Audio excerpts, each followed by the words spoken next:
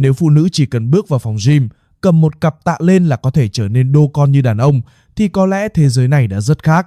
Một nửa dân số toàn cầu chỉ sau vài tháng tập luyện đã sở hữu bắp tay dày, vai rộng, lưng nở.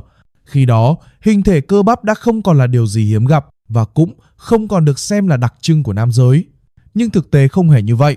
Và chính khoảng cách rất lớn giữa suy nghĩ phổ biến đó và sự thật sinh học mới là điều khiến rất nhiều phụ nữ sợ tập tạ suốt nhiều năm trời. Bạn không cần phải là người yêu thể thao, cũng không cần hiểu về giải phẫu hay sinh lý học để từng nghe một câu như thế này: con gái tập tạ coi chừng bị đồ đó.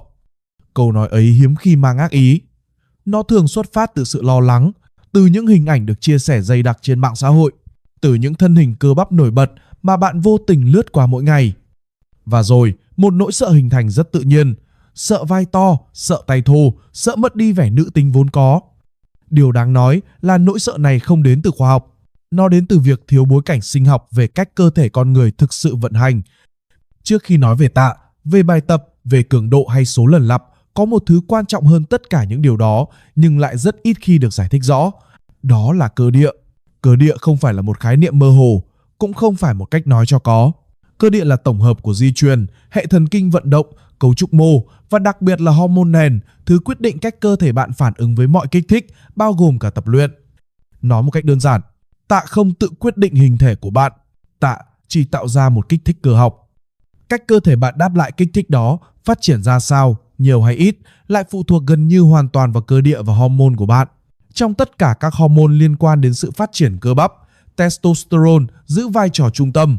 Testosterone kích hoạt quá trình tổng hợp protein, làm sợi cơ dày lên và cho phép cơ bắp phát triển về kích thước. Đây là kiến thức sinh lý học cơ bản đã được ghi nhận trong y văn suốt nhiều thập kỷ. Theo các dữ liệu tổng hợp từ những nguồn chính thống như NIH và các công bố trên PubMed, nam giới trưởng thành có nồng độ testosterone trung bình cao hơn phụ nữ khoảng 10 đến 20 lần. Ở nam giới, nồng độ này thường dao động trong khoảng vài trăm đến hơn 1.000 đơn vị đo tiêu chuẩn. Trong khi đó, ở phụ nữ, con số này thấp hơn rất nhiều. Điều này có nghĩa là gì? Điều này có nghĩa là nền sinh học của phụ nữ không được thiết kế để phí đại cơ bắp theo cách của nam giới, cho dù họ có tập luyện nghiêm túc, đều đặn và lâu dài đến đâu. Không phải vì họ yếu hơn, không phải vì họ kém kỷ luật hơn, mà vì điểm xuất phát sinh học ngay từ đầu đã khác nhau. Bạn có thể hình dung rất đơn giản.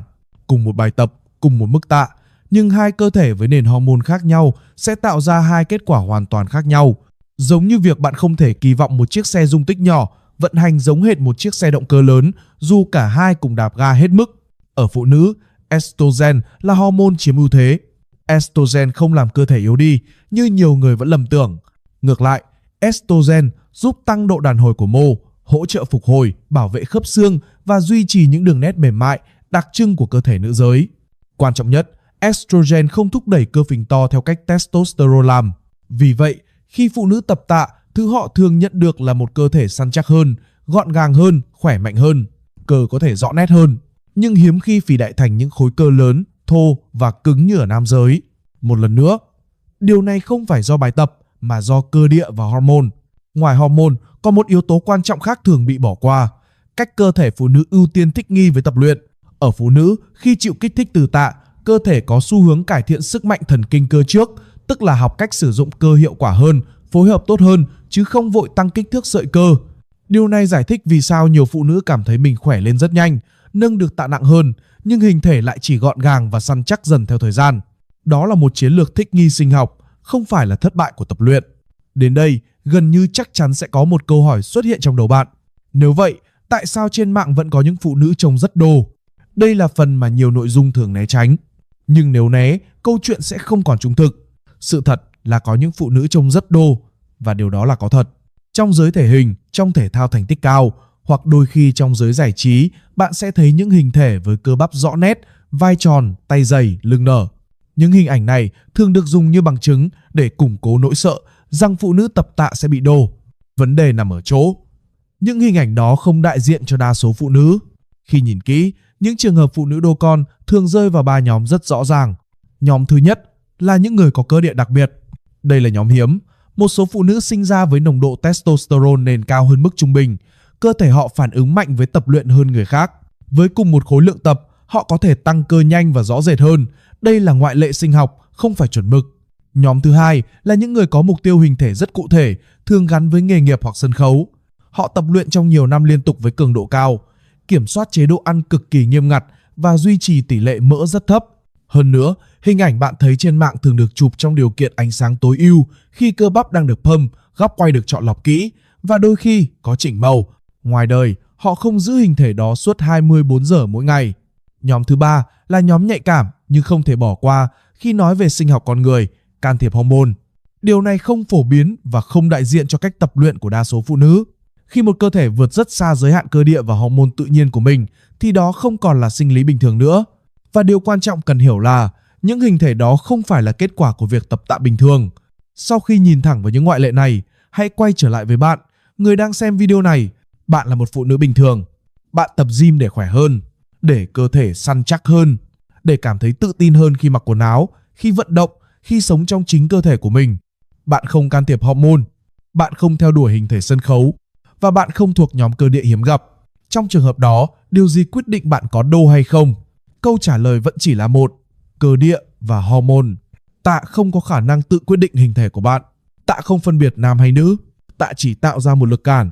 Cách cơ thể bạn đáp lại lực cản đó, phát triển ra sao, nhiều hay ít, hoàn toàn phụ thuộc vào nền sinh học của bạn. Tập tạ có thể giúp xương chắc hơn. Tập tạ có thể giúp cơ săn hơn.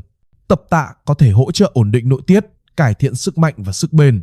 Nhưng tập tạ không thể biến bạn thành một người khác và cũng không thể phá vỡ cơ địa sinh học mà bạn được sinh ra cùng. Nếu bạn từng sợ tập tạ, bạn không yếu, bạn không sai và bạn cũng không thiếu ý chí.